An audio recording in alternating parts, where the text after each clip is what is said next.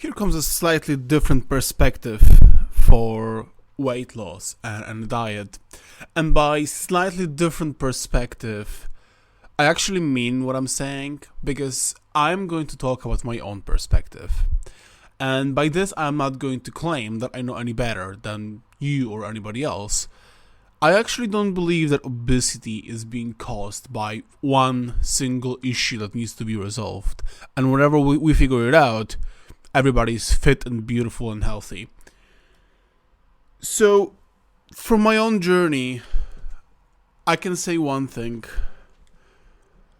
I do not have a very healthy relation to my hunger, with my hunger. Whenever a slight threat of hunger appears in my mind, I have to feed myself as soon as I can, just so that hunger will not be around. And that is the reason for me overeating, and that is the reason why diet is so difficult for me. It is not because my body actually wants things. It's because of the thought processes in my head. Once I received the advice, because I used to be afraid of the dark, that if you're afraid of the dark, you should go into the darkness. So let's say go into the scariest place in your house, probably your basement or a cellar, or maybe if you live in the middle of nowhere, like I do at the moment, but I did not when I was a kid. Just go into the woods and spend the night in there. Nothing bad will happen. Come on. And then suddenly you realize that you are not afraid of the darkness, but you are afraid of the fear itself. It's so weird. It's actually so counterintuitive. How can you be afraid of fear if being afraid is fear itself? That's so weird. We really do think there is a cost to fear. And so, in a way different way, but still, I am subconsciously afraid of being hungry.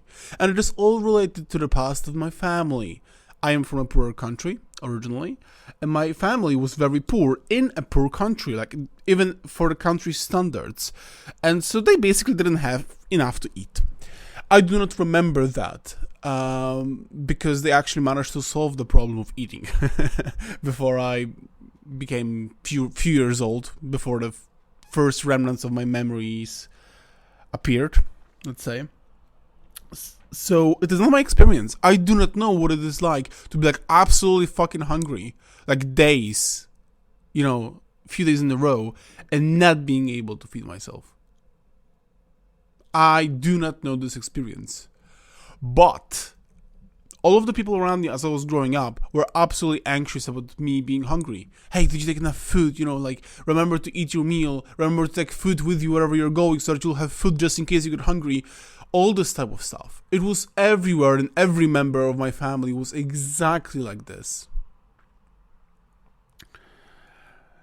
So this is why it created this fear in my mind that if I have slight fear of getting hungry, I better deal with right now, because something bad will happen, which will not. I did not suffer from lack of food. I'm fine. I'm actually really good.